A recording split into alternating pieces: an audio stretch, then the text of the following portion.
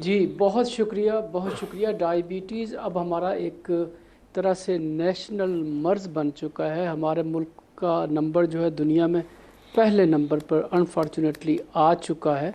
और ज़ियाबितीज़ है क्या कि जो जिसमें आपके जिस्म के अंदर आपके खून के अंदर ग्लूकोज की मिकदार ज़रूरत से ज़्यादा है।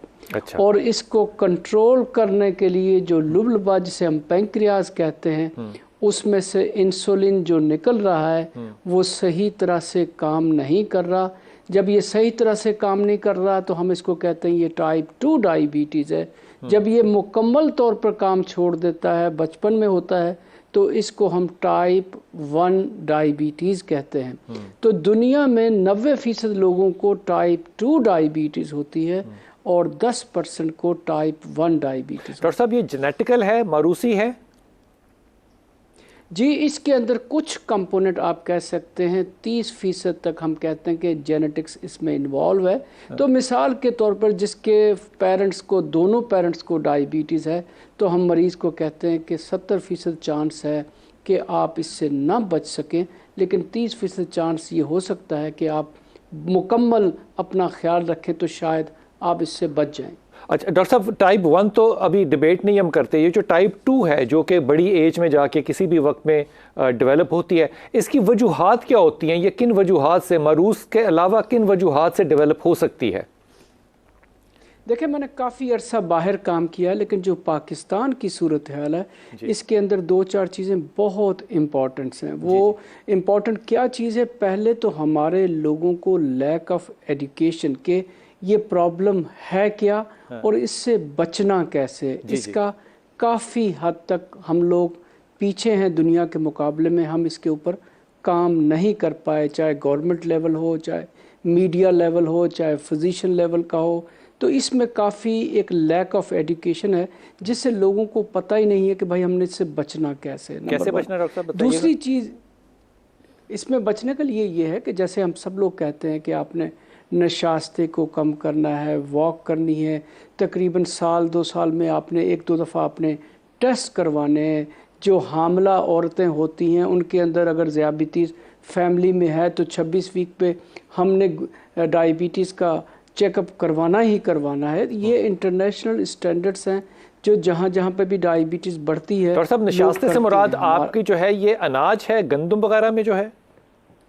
जी, रोटी, चावल, मीठा। मैं इस तरह से 3 चीज़ें जो आम फहम में बात करता हूँ, तो मैं यही कहता हूँ अपने मरीजों से कि गंदम जिसमें रोटी आ जाती है, और फिर चावल है, फिर मीठा है। जी ठीक। तो ये बताइए कि आम तौर पे मोटापे के साथ इसको एसोसिएट करते हैं, ये बात ठीक है या ये मिथ है? जी, बिल्कुल सही है, ये मिथ नहीं है। जो हमारे टाइप 2 डायबिटिक लोग हैं उसके अंदर मेजॉरिटी 50-60% से लेकर 70% लोगों के अंदर मोटापा होता है। लेकिन दूसरा ये जहन में रहे कि हमारे यहाँ मोटापा दुनिया के मुकाबले में ज़्यादा इसलिए है कि हमारी जो BMI जिसको बॉडी मास इंडेक्स कहते हैं वो 25 के करीब नॉर्मल होनी चाहिए। यहाँ पर 26-27 को लोग समझते हैं कि अभी तो मैं दुबला हूँ या मेरा अभी तो वज़न बढ़ना है। तो जी अच्छा डॉक्टर साहब, सिम्टम्स क्या आने चाहिए? कोई अगर शक करे कि डायबिटीज़ की तरफ मैं जा रहा हूँ, शुगर हो रही है, तो उसके क्या चीज़ ऐसी हैं जिनको के जो होने लग जाएं तो उसको अलार्म, उसका रेड फ्लैग खड़ा हो जाना चाहिए कि जनाब ये ख़तरनाक अब घंटी बजने वाली है?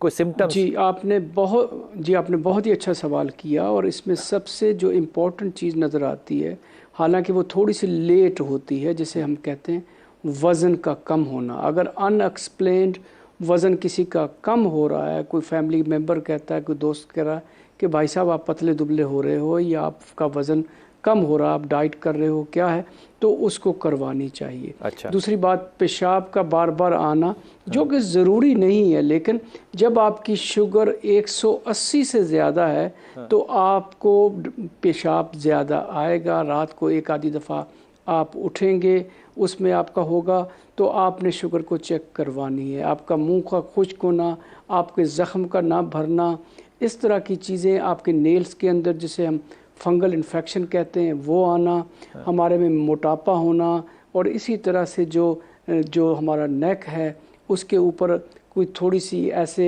मैल जमा जैसे हो जाती है, जो पिगमेंटेशन लगे। जी बिल्कुल। जी जी। अच्छा तो डॉक्टर साहब, आमतौर पे अगर मैं 80 की दहाई की बात करूं तो 80 की दहाई में जो मेडिकल जर्नल्स आते थे उनमें जो फास्टिंग शुगर बताई जाती थी वो 140 हुआ करती थी, लेकिन उसके बाद ये 120 पर आई और अब ये 90 और 110 के दरमियान आ गई। ये नीचे गिरती चली जा रही है। इसकी कोई ख़ास वजह है या मेडिसिन का ज़्यादा अवेलेबल होना है? फास्टिंग शुगर कितनी आनी चाहिए और कितने घंटों के फास्ट के बाद? अच्छा, पहली चीज़ तो ये कि आपने बिल्कुल सही कहा। देखें कि जब हम एक जैसे ब्लड प्रेशर है, डायबिटीज़ है, इस तरह से मुख्तलिफ मर्ज़ों के ऊपर हम मेडिकल के हिसाब से काबू पाना चाहते हैं, तो जो हमारी फोर्स होती है मेडिकल की, जो पढ़े लिखे लोग होते हैं, जिनकी सोसाइटीज़ होती हैं, वो उस पर काम करते हैं और उसके ऊपर उसके हिसाब से ये सोचते हैं कि इसको और स्ट्रिक्टली कंट्रोल किया जाए। तो पहले 80 से, जैसे आपने कहा 140, अभी 80 से 120 तक, और जो फास्टिंग है वो कम से कम 7 से 8 घंटे जो है वो मरीज को फास्ट करना चाहिए। जी ठीक ठीक ठीक। आसिम है हमारे साथ लाहौर से। आसिम, अस्सलाम वालेकुम बेटा। आसिम जी अस्सलाम वालेकुम। जी वालेकुम सलाम। जी आसिम बेटा, कहाँ से बात कर रहे हैं आप? मैं लाहौर से बात कर रहा हूँ। जी बिस्मिल्लाह फरमाइए, खैरियत है? जी अल्हम्दुलिल्लाह जी। मैं डायबिटिक पेशेंट हूँ। तकरीबन 15 से 16 साल हो चुके हैं शुगर में। अच्छा। और फास्टिंग जो है वो मेरी तकरीबन 90 से 100 के दरमियान होती है। बड़ी आला है यार, 90 से 100 के दरमियान फास्टिंग। कितने घंटे की फास्टिंग होती है? ये तकरीबन रात का खाना जो तकरीबन 9 से 10 बजे जो खाया जाता है। ठीक ठीक ठीक ठीक ठीक। और मगर रैंडम में ये होता है कि मुझे जो टैबलेट दी गई है वो एक नाश्ते से पहले है और एक खाने के बाद है। ठीक। मगर जो दोपहर के खाने के बाद जो है ना, मेरी शुगर तकरीबन 200 से 220 तक चली जाती। अच्छा। और मेडिसिन के बाद जो है वो आहिस्ता आहिस्ता नहीं जाती। ठीक।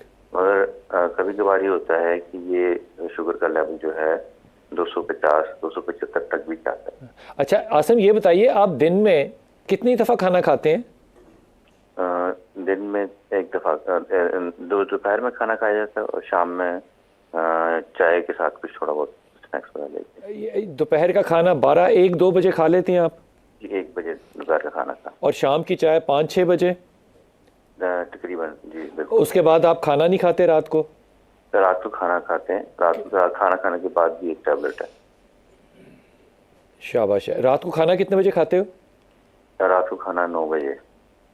और फिर सुबह आप कितने बजे शुगर चेक करते हो अपनी, जो फास्टिंग शुगर है? सुबह फास्टिंग तकरीबन जाके 8 से 9 बजे।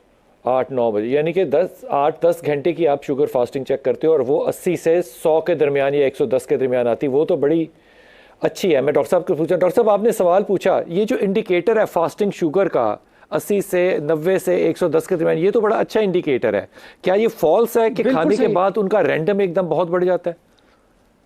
देखिए, रैंडम का मेरा ख्याल है कि इनका रैंडम भी काफ़ी अच्छा है। ये काफ़ी लकी है, क्योंकि देखें अगर कोई डायबिटिक है कुछ अरसे से, तो अगर 200 तक भी रहता है तो मेरा ख्याल है कि ये बुरा नहीं है। आइडियली हम कहते हैं मेडिकली कि 180 तक क्रॉस नहीं करना चाहिए, लेकिन अगर किसी का 200 पे भी रहता है तो इट्स फाइन। और दूसरा देखें कि लोग मुख्तलिफ़ किस्म की चीज़ें खाते हैं, कभी स्ट्रेस में होते हैं।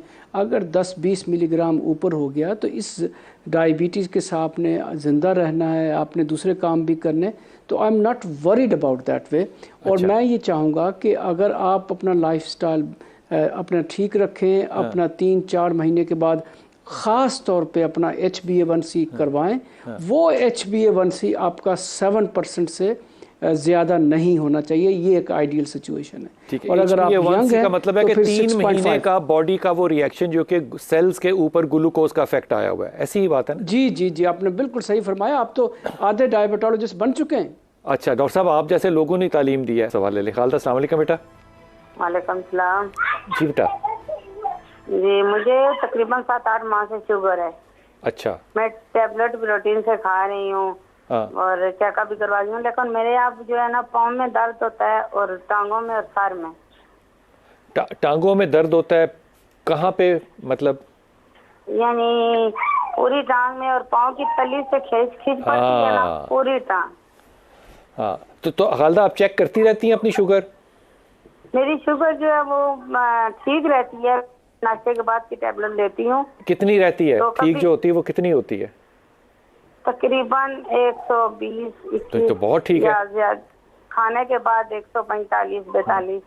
अच्छा, ये बड़े टिपिकल इंडिकेटर्स हैं कि पाँव की तली जो है इसके ऊपर आपको तकलीफ़ है, क्योंकि ये एंड नर्व्स है ना, तो एंड नर्व्स के ऊपर आमतौर पर डायबिटिक पेशेंट जो है उनको इश्यूज होते हैं। डॉक्टर साहब, आपने खालदा का सवाल सुना, टांगों में दर्द और तलवे जो हैं इनमें इशू है इनको, तो आप तली से दबाऊं तो मुझे पूरी टांग में आराम आ जाता है। हाँ डॉक्टर साहब, ये क्या इशू है? ठीक है, देखें, मेरा नहीं ख्याल कि खालदा को डायबिटिक न्यूरोपैथी है। ये और चीज़ें हैं जिसमें एक तो जो आपके पाँव की एड़ी है उसकी हड्डी बड़ी हुई होती, तो उसको हम कैल्सीनियल स्पर कहते हैं। ठीक। तो एक तो उस पे पोडियाट्रिस्ट को दिखा के या कैल्सीनियल स्पर के लिए एक्सरसाइज करेंगी तो वो दर्द कम होगा, या इसी तरह से एक शू वाले के पास अगर जाएंगी तो वो हील पैड रखवाते हैं, उससे भी इसमें आफाका आ सकता है। बिल्कुल ठीक। दूसरी चीज़ ये है कि इन मरीज़ों के अंदर अगर विटामिन डी की कमी है, पानी की कमी है, तो उससे भी जिस्म में या बॉडी में दर्द आ सकता है। तो विटामिन B12 अपना चेक करवाएं, अपना विटामिन डी लें और उससे आपकी दर्द जो हो वो कम होगी। थोड़ी सी एक्सरसाइज। डॉक्टर साहब, हमारे यहाँ विटामिन्स लेने का रवाज बड़ा कम है, एक डायबिटिक पेशेंट को कौन कौन से सप्लीमेंट्स लेने चाहिए? आपकी बात देखें, मैं तो ये कहूँगा कि हमें एज सच कोई लाजमी सप्लीमेंट्स नहीं लेने चाहिए। अच्छा। लेकिन विटामिन डी जो कि हम लोगों में काफ़ी कम होता है, विटामिन B12 हम जब ग्लूकोफेज की गोली खाते हैं उसमें कम हो जाता है। तो इस तरह की सप्लीमेंट्स हमें लेनी चाहिए, लेकिन वो भी 3 महीने के लिए ली, फिर 3 महीने का वक्फा कर लिया, मुसलसल कोई चीज़ नहीं लेनी। अच्छा डॉक्टर साहब, आजकल बहुत ज़्यादा रिवाज है कि आप कॉम्बिनेशन लें कैल्शियम, मैग्नीशियम और जिंक का। ये डायबिटिक पेशेंट के लिए कितना अच्छा या बुरा है? जी, मैं बिल्कुल डिस्करेज करूँगा, कोई इस तरह का सप्लीमेंट आप लोगों के कहने पे ना लें। इससे आपके जिस्म के अंदर स्टोन्स और जो आपका हीमोस्टेसिस, जो आपके मिनरल्स बॉडी के अंदर नॉर्मल हैं, जो हार्मोन आपके नॉर्मल हैं, उसके साथ प्लीज़ मत खेलें। आप अपनी रेगुलर डाइट लें और अपनी एक्सरसाइज करें, अपना फ्लूइड इनटेक बैलेंस रखें, और जब आपको कोई सिम्टम्स हैं तो आप डॉक्टर के पास चेक करवा के अपने फिर टेस्ट करवाएं। ठीक। हमारे साथ दूसरे कॉलर हैं। अस्सलाम वालेकुम बेटा। वालेकुम अस्सलाम जी। मेरा सवाल ये है कि मुझे ना असल में शुगर हुई डायग्नोज, तो अब एक डॉक्टर साहब को चेक कराया तो वो कहते हैं जी कि आप गोली खाएं और ये शुगर बैलेंस हो जाएगी। तो दूसरे से भी मशवरा किया मैंने, तो वो कहते हैं जी आप इंसुलिन लगाएं। अब मुझे समझ नहीं आ रही जी इंसुलिन बेहतर है या ये गोली बेहतर है जी? अच्छा डॉक्टर साहब, बड़ा टिपिकल क्वेश्चन है। गोली बेहतर है या इंसुलिन लगाना शुरू कर दें, और इंसुलिन अगर लगाएं तो कहाँ पे लगानी चाहिए? और ये भी थोड़ा सा एक्सप्लेन कर दीजिएगा कि इंसुलिन रेजिस्टेंस क्या चीज़ होती है? बहुत अच्छा सवाल है। मेरा ख्याल है कि ये हमारी हर चीज़ को एक्सप्लेन कर देगा, जो हमारा आज मकसद है उसको हल कर देंगे। मुझे आपने 2 मिनट देने, इसके ऊपर मैं बहुत जल्दी में कोशिश करूंगा। देखें, डायबिटीज़ के लिए जो की चीज़ें हैं या जो की ऑर्गन्स हैं उसके ऊपर हम थोड़ी सी बात करेंगे। जिगर, जिस पे हकीम साहब ने भी टच किया, जिगर एक बहुत इम्पॉर्टेंट ऑर्गन है और जो कि ग्लूकोज को अपने अंदर स्टोर करता है। जब आपको डायबिटीज़ हो जाती है, आपके जिगर पे फैट आती है, तो वो स्टोर नहीं करता बल्कि आपके ब्लड के अंदर शुगर को बढ़ाता है। तो जब आपने सुबह को उठे, आपने कुछ नहीं खाया, आपकी ग्लूकोज बढ़ी हुई है, दैट इज़ इंडिकेशन कि रात को या तो आपने ज़्यादती की है या आपके जिगर पे ऊपर चर्बी आ गई है। आपको डायबिटीज़ हो चुकी है, आपका पेट बढ़ रहा है, आपकी टांगें और बाजू कमज़ोर हो रहे हैं, तो इसका मतलब है कि आपके मसल्स जो हैं वो ग्लूकोज को अपने अंदर स्टोर नहीं कर रहे। इसके लिए अपनी एक्सरसाइज बढ़ाएं और जिम ज्वाइन करें। मसल्स को जितना आप स्ट्रॉन्ग करेंगे उतनी आपकी शुगर की अच्छा कंट्रोल होगा। पेंक्रियाज से 2 हार्मोन निकलते हैं, इंसुलिन का हर किसी को पता है, ग्लूकागान कम लोगों को पता है। ग्लूकागान शुगर को बढ़ाता है और इंसुलिन जो है वो शुगर को कम करता है। पहले हम आज दिन तक सिर्फ इंसुलिन पे काम करते रहे हैं, लेकिन अब जो नई थ्योरीज आ रही हैं उसमें ग्लूकागान के ऊपर भी काम करने की ज़रूरत है, जिसके तहत हमारे पास कुछ ऐसे इंजेक्शंस और दवाइयाँ आ रही हैं कि जिससे ग्लूकागान को हम कम करते हैं और शुगर को हम अच्छे तरीके से कंट्रोल कर पाते हैं। इसी तरह से जो हर जगह पे हम बात करते हैं स्ट्रेस, तो ब्रेन से कुछ हार्मोन्स, कार्टिसोल से लेकर दूसरे हार्मोन्स निकलते हैं और इनका उसके साथ साथ आपके मैदे के साथ ताल्लुक़ है, अगर इंटेस्टाइन के साथ ताल्लुक़ है। अगर आप देखें तो डायबिटीज़ के कुछ मरीज़ होते हैं, उनके सामने आपने जितनी तादाद में चीज़ रख दी, वो जब तक प्लेट खाली नहीं होगे उसमें से हाथ नहीं निकालेंगे। ठीक। तो उसके लिए कुछ इस तरह के इंजेक्शन्स आ गए कि जिसकी वजह से उनको वो दिए जाएं तो वो खाते कम है, उनका सेटिस्फेक्शन लेवल बेहतर होता है। आ गई बात इंसुलिन रेजिस्टेंस पे, तो इसका मकसद है कि आपने ताला लगा के चाबी साइड पे फेंक दी। इसका मतलब है कि आप उस बंदे के अंदर इंसुलिन इतनी मिकदार में पैदा हो रहा है जो कि अगर आपने बाहर से इंसुलिन दिया तो उसके ऊपर कोई फ़ायदा नहीं होगा। ये कंप्लीट इंसुलिन रेजिस्टेंस है। इसके साथ साथ जैसे पॉलीसिस्टिक ओवरी डिजीज़ है, इनफर्टिलिटी है, जिसके अंदर गायनिकोलॉजी वगैरह मरीजों को बताते हैं कि भाई आपके अंदर रिलेटिव इंसुलिन डेफिशिएंसी, आप ग्लूकोफेज वगैरह ले लें। तो इस कंडीशन के अंदर जैसे आपने फरमाया कि पेट बड़ा हुआ है, आपके गर्दन काली हो रही है, आपकी डबल चिन हो रही है, आपकी टांगे बाजू पतले हो रहे हैं, आपका ब्लड प्रेशर थोड़ा सा बढ़ा हुआ है, तो आपके लिपिड्स बढ़े हुए हैं, इसको हम कहते हैं इंसुलिन रेजिस्टेंट। ख़तरनाक कंडीशन है जिसके अंदर आपकी डायबिटीज़ वर्स होगी, आपको हार्ट अटैक का ख़तरा है। आपने इससे बचना है और इसमें बचने का पहला तरीका वही है कि लाइफ स्टाइल ठीक करना है, इंसुलिन नहीं लेना और आपने वो ट्रीटमेंट लेना है जिससे आपकी टांगे बाजू कमज़ोर ना हो, पेट की चर्बी कम हो। तो इससे आप डायबिटीज़ से भी बचेंगे और इंसुलिन रेजिस्टेंस से भी बेहतर आ जाएंगे। आखिरी बात जो हमारे मरीज़ ने पूछी हमसे कि कौन क्या लेना चाहिए, देखें हर मरीज़ के लिए मुख्तलिफ चीज़ें होती हैं। अगर आज आपको डायबिटीज़ हुई है तो मुझे चाहिए कि मैं आपको समझाऊं, आपको बिल्कुल अच्छे तरीके से बताऊं और आपको कहूँ मियाँ 3 महीने के लिए अपनी डाइट, अपनी चीज़ें ठीक करो, अपनी एक्सरसाइज ठीक करो, वापस आओ। अगर आपकी HbA1c 6.5 तक आहिस्ता आहिस्ता आ जाती है तो आपको किसी दवाई की ज़रूरत नहीं। और अगर आप दूसरी दफ़ा आते हैं HbA1c आपकी 14% है, 13% है, तो कोई फ़र्क नहीं है, तो आप बेहतर इंसुलिन पे चले जाएं। शुक्रिया। डॉक्टर साहब, मैं जिक्र करना चाह रहा था जो आप सेंटर चला रहे हैं इस्लामाबाद में, लेकिन अभी वक्त मेरे पास कम है। मुझे मौका मिला तो मैं अगली दफ़ा उसके ऊपर भी आऊँगा, क्योंकि वो खुदा वास्ते आप बहुत से लोगों का भला भी करें। हकीम साहब, अगर कोई शख्स जो है, मेरी ज़िंदगी का मकसद ही है सर। बिल्कुल बिल्कुल बिल्कुल।